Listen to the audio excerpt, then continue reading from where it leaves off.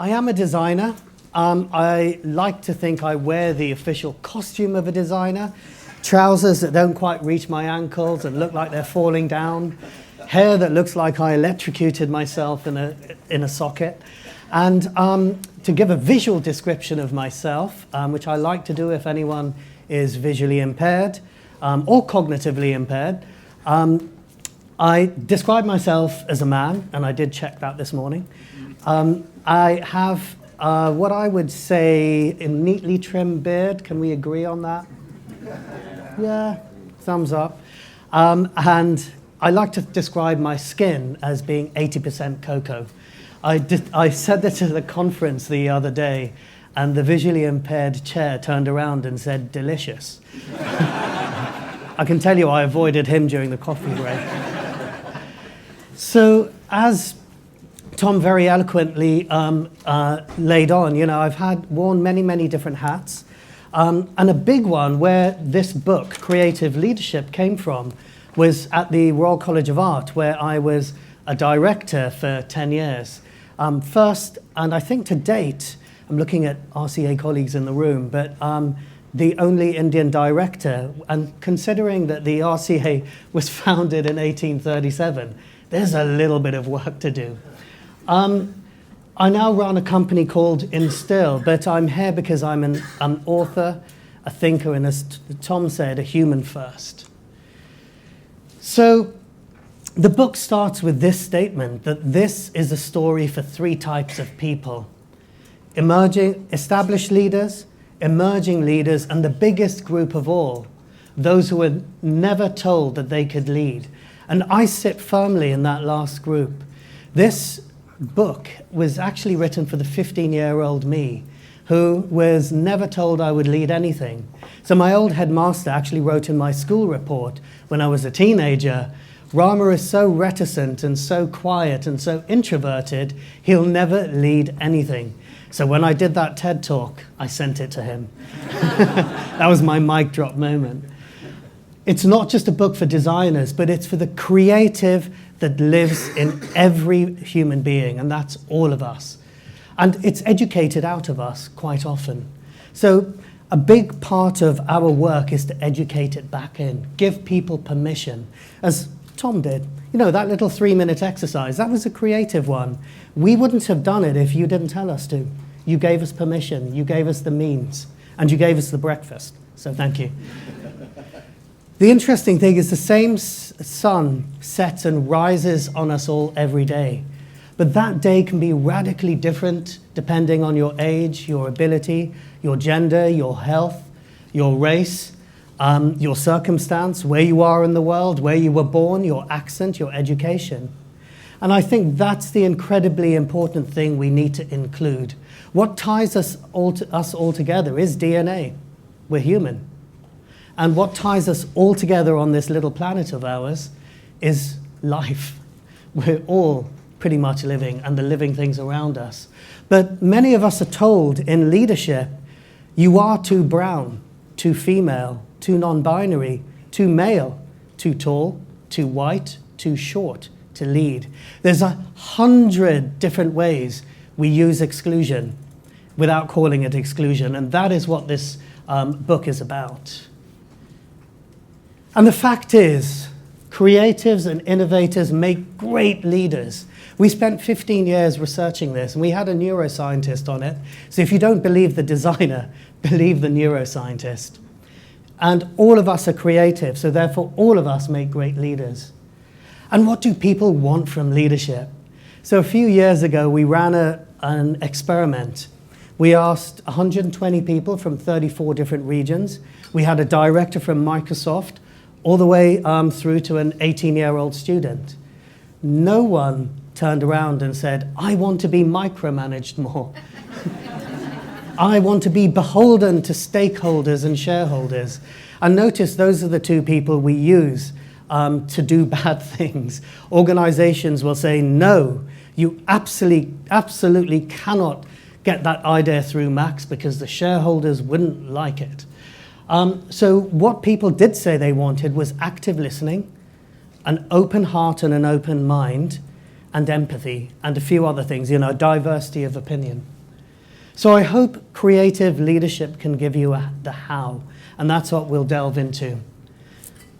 Tom, this is for you. This is me out in the wild doing research. And there is a really serious thing, a really important thing that I wanted to canvass your opinion on. I wanted to show you what I look like without a beard. So keep the beard. Yes. Wow, fingers on the button, on the buzzer there. But this was a project we did researching the London taxi.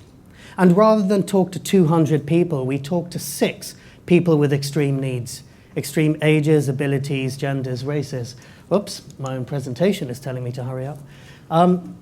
This is Fiona. Notice she's not subject X. She was called Fiona. We asked for her permission to use her name, and she's a wheelchair user. And we shadowed her going around London, mapping the sort of difficulties. You learn 200 different things from immersing yourself rather than sitting in the studio. And one of the things we learned is, why don't London taxi drivers stop for people with disabilities? And it's really simple. It takes 6 minutes to strap in a wheelchair, by which time you've lost half a fare, because the fare in London is 12 minutes. So that's why 5 taxis drove by. And in order to strap her in, you need to pull out the ramp. Which one of you, by a show of hands, would touch the floor of a taxi and then eat a sandwich? I nearly saw a hand go up at the back. You're a brave person.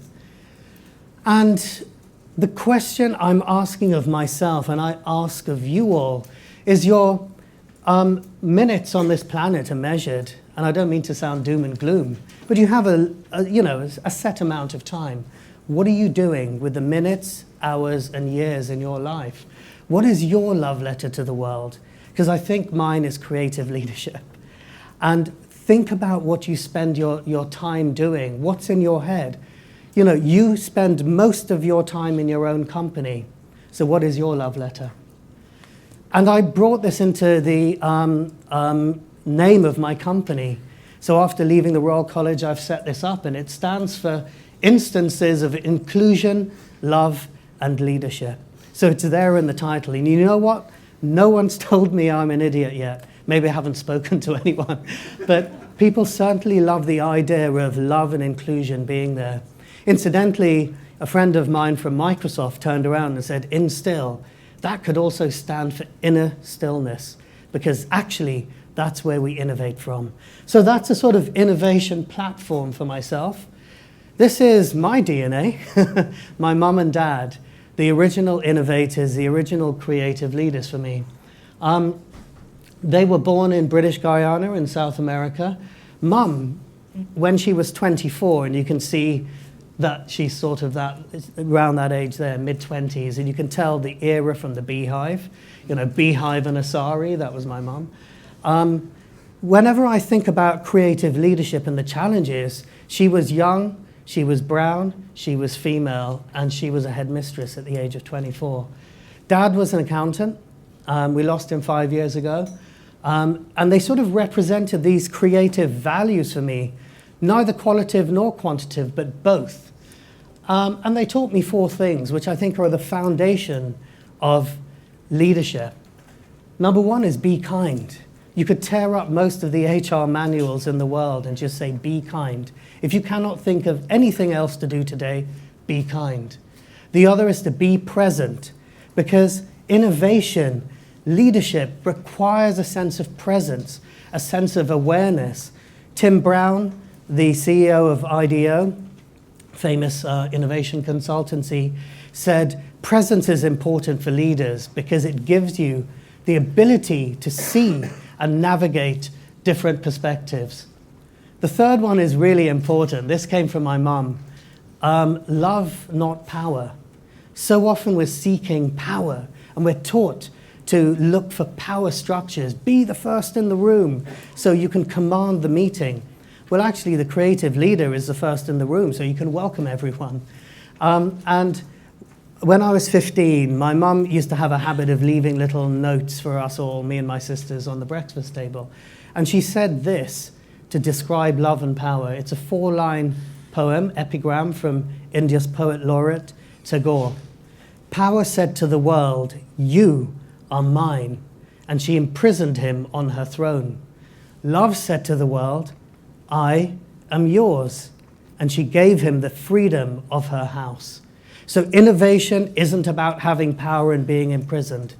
It's about love. And another word for love is empathy. The other thing my dad used to say is show up for your life, because if you don't, who else will? And I think that just it gets me out of bed every morning. And when I don't want to do something, I show up. I was utterly nervous to come here. Utterly nervous before every speech. And as my 92-year-old friend John says, if you aren't nervous, you shouldn't show up because you've stopped caring. And he still gets nervous at 92. So let's talk about innovation in the name of humanity. I've got some quick fire slides because we've got quite a lot to get through. This was the first image of Earth taken by Apollo 17. There were other images, but they were sort of grainy and black. And this is the first complete image of what became known as the blue marble. And innovation can sometimes shock people. This shocked people because people said, wait a minute, the Earth really is round. Wait a minute, you know, we talk about standing your ground, we talk about planting your feet, but we're all on a blue marble floating through space.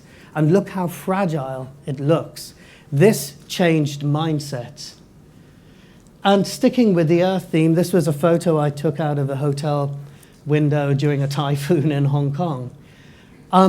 In 2004, someone called George Cox wrote the Cox Innovation Report for the British government, linking creativity and innovation. And my metaphor, so I'm summing this up in 6 words. You can read the report if you suffer from insomnia, but here it is in 6 words. Creativity is like the clouds, it's ideas. Innovation lands it on the earth with impact. And here's where I'm going to show my fundamentalist beliefs, because I fundamentally believe in design as a tool for bringing the two. But design, everyone is a designer. You design your lives, you create. So design is that rain, for me, that links creativity and innovation. And this book, a journalist described it as what you did is you redesigned leadership. And I thought that was a really beautiful way of putting it, because I'm a creative, I'm a writer at heart, and I'm a designer. But there's a problem with design. If you put the word designer, how many of you have a smartphone? Trick question. This, again, some people at the back didn't put their hands up. I'm like, where have you been living? If you type in the word designer into any SMS application, what comes up as a predictive icon is this. So 2 jaundiced French people from the 1940s. And I've searched around the world. I'm even scanning the room now to see, does this person exist? And I did find him. In Kuala Lumpur, there he is. When I showed that picture, he stood up. And he was like, that's me. And I was like, my long-lost brother. But design can make a difference. I've led over 100 different projects with names like Samsung, Panasonic, the British government, the Hong Kong Civil Service, all sorts of people. And if you take one of the simplest tools of design, color. This was a project we did for Bupa. And in one of our pieces of research, we actually had designers and marketers, anthropologists, train as carers and hang out. And one of the things one of our designers noticed is they said, so-and-so is not eating. She's given up on life. And he changed the color of the plates, and she started eating. And it just turned out white food, which is the cheapest form of food, white food on a white plate in a badly lit room, you can't see it. So she just couldn't see the food. It wasn't that she'd given up on life. She put on 25% of her body weight in 1 month. Because, this wasn't the fault of the care home. That's a design difference. That's not doing your detective work properly. So what's currently broken with leadership? Well, it's become too linked to hierarchy, status and ego, and not enough humanity, service and inclusion. Rewarding loud voices, broadcasting from a podium, and I realize the irony of me saying that right now. The current model is outdated.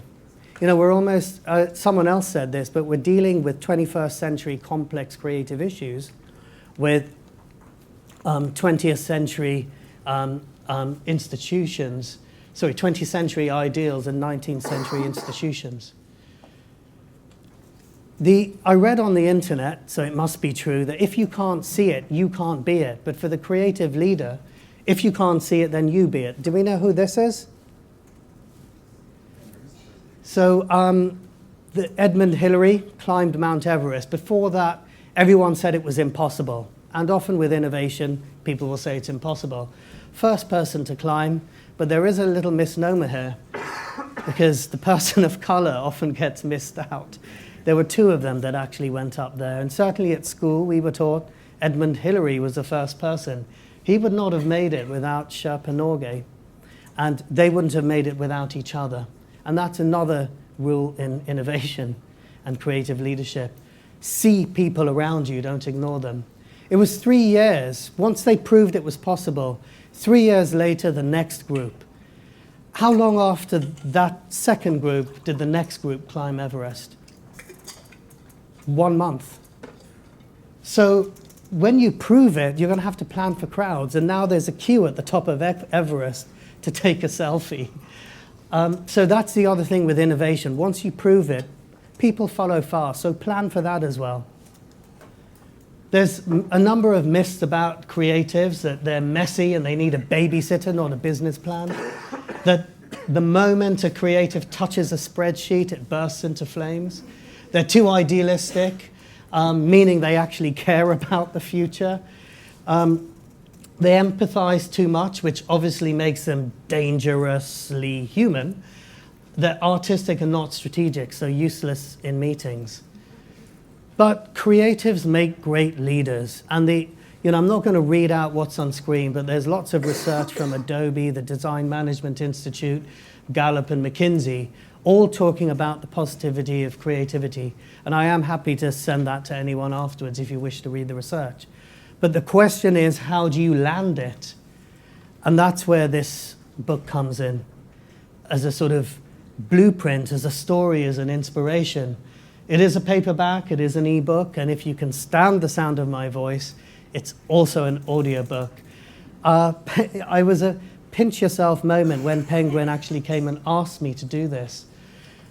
What's at the heart of it is 3 values. Empathy by itself is not enough. You need clarity and you need creativity.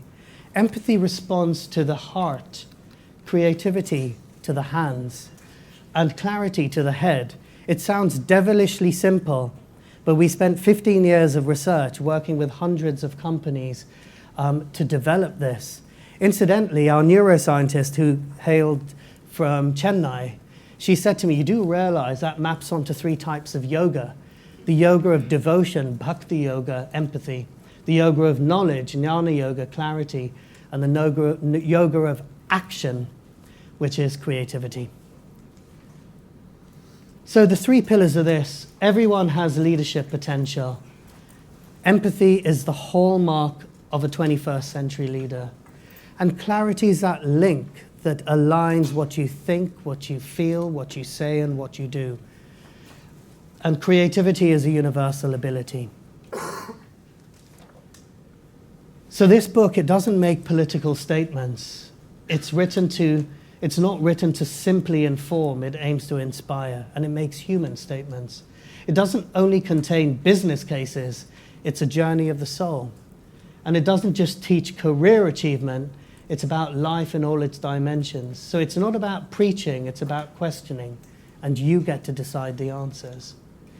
When Penguin came to me, they said, there's many books on leadership written, but this is the first book and model written by a creative. And I thought they were crazy. I thought someone else had done it before me.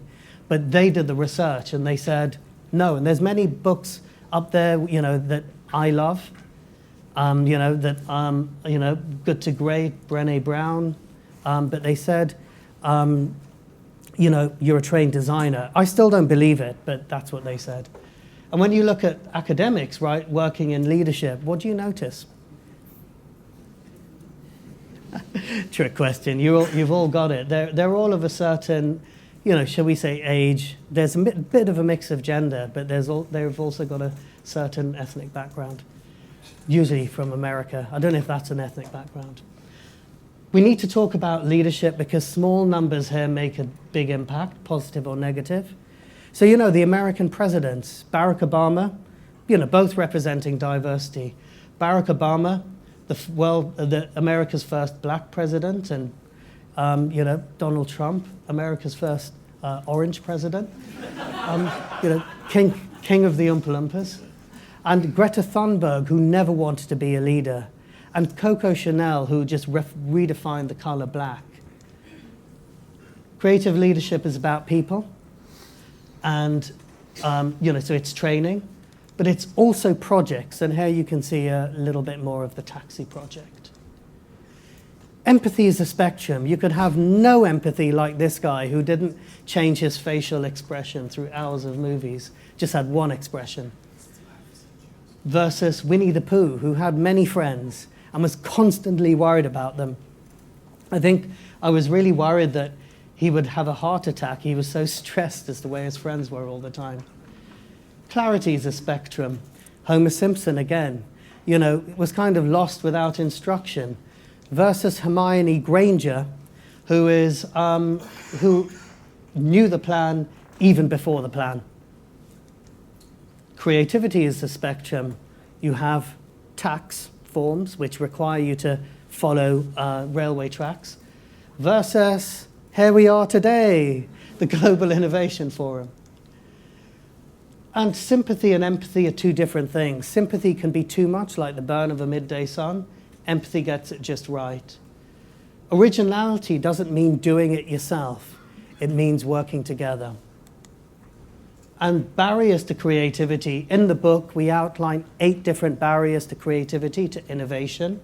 Everything from risk to time to support. So just to round off a little, talk your point, don't throw your fist. Don't be like Mickey Mouse here. Sometimes you have to get innovation across to someone, but don't throw a fist. Talk it through. It's a courage to think differently. And where where leadership is concerned, AI is not the answer. Mo Gadat, major YouTuber, said the one phrase that ChatGPT should learn is, I don't know. And that's a very human phrase. The Valuable 500 is a network, a global movement for disability inclusion. Caroline, who founded it, used her lived experience to connect with CEOs. She had a bold, simple vision. 500 companies, one disability commitment, and to use brand storytelling, speeches, etc. to create a movement. And final couple of slides here, but have we heard of Kahoot? They were a unicorn, a $1 billion company in 2021. Johan Brand, on the left, one of the inventors, was the dumb kid at the back, and he wanted to make learning look like this on the right. When we asked him about what drives innovation, he said a simple word, joy, creating joyful businesses. So, make creative leadership a conscious choice. Choose kindness over fear, because you'll pretty much in life have 2 choices, to act from fear or act from love or kindness. We've trained many people. I think creative leadership has touched over 1 million people.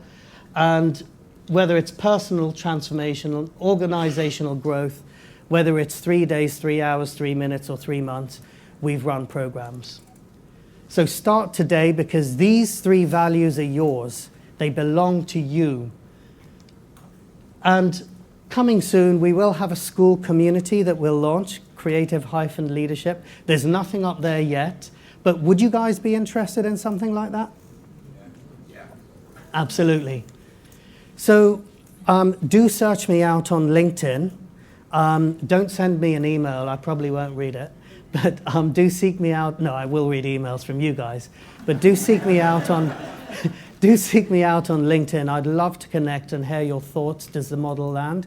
And I leave the very final words to a great philosopher aged 4, because many of us are introverts working in this world. Many of us are thoughtful creatives who look within. So what do you need to do at the end of a wonderful forum like this? I'm going to leave Hannah to take us away. Did you have fun, Hannah? Yeah? What was the best part? Leaving. Leaving was the best part. There we go.